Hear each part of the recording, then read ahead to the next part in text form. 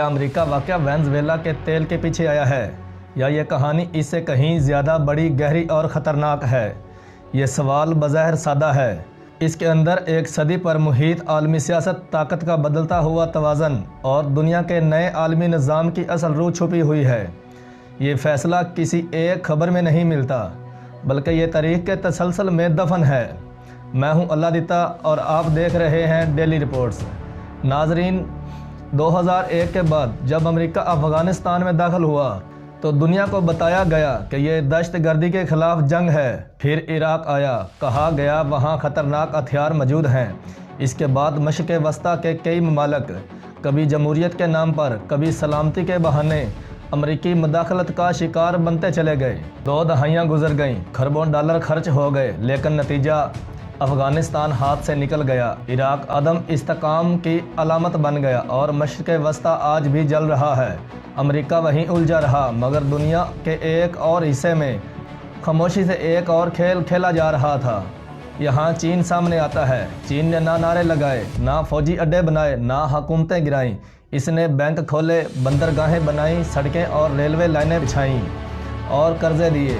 لاطینی امریکہ جو صدیوں سے امریکی اثر میں تھا، وہاں چین آہستہ آہستہ داخل ہوتا چلا گیا۔ برازیل، ارجنٹائن، بولیویا، ایکواڈور اور خاص طور پر وینزویلا۔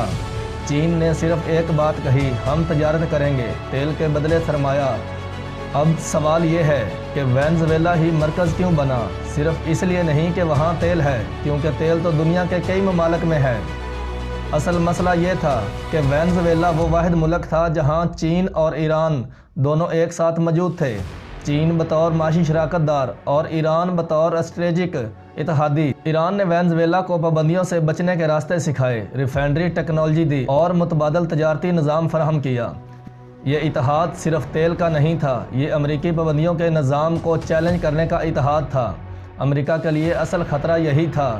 خطرہ یہ نہیں تھا کہ وینزویلا تیل بیچ رہا ہے، خطرہ یہ تھا کہ وہ امریکی اجازت کے بغیر تیل بیچ رہا ہے۔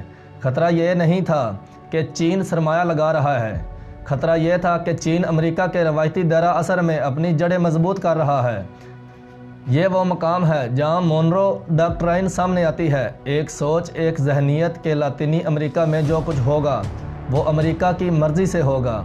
جب امریکہ مشرق وسطیٰ میں پھنسا رہا، چین نے اس خلا کو پر کر لیا۔ جب امریکہ نے پلٹ کر دیکھا تو کھیل ہاتھ سے نکل چکا تھا۔ اس لیے اچانک وینزویلا ایک بار پھر خبروں میں سامنے آ گیا۔ انسانی حقوق یاد آ گئے، کرپشن، منشیات، دہشت گردی سب ایک ساتھ سامنے آ گئے۔ یہ وہی زبان ہے جو عراق، لیبیا اور افغانستان میں استعمال ہوئی۔ پہلے کردار کو شیطان بنایا جاتا ہے، پھر نظام کو غیر قانونی اور آخر میں مداخلت کو اخلاقی فرض۔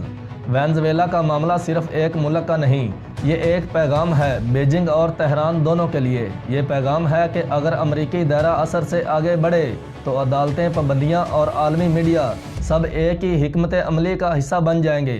سوال اب یہ نہیں کہ امریکہ تیل کے لیے آیا ہے یا نہیں، اصل سوال یہ ہے کہ کیا دنیا ایک نئے دور میں داخل ہو چکی ہے جہاں بڑی طاقتیں براہ راست جنگ کے بجائے تیسرے ممالک کو میدان جنگ بنا رہی ہیں۔ وینزویلا کی کہانی ابھی ختم نہیں ہوئی، یہ آغاز ہے ایک ایسے عالمی دور کا جہاں فیصلہ صرف واشنگٹن نہیں کرے گا، بلکہ باقی دنیا کا رد عمل نیا نقشہ بنائے گا۔ یہی تاریخ کا اصول ہے، طاقت ہمیشہ فیصلہ کن نہیں ہوتی، آخر کار فیصلہ مزاحمت اور وقت کرتا ہے۔ مجھے دیجیے اجازت، اللہ نگہبان۔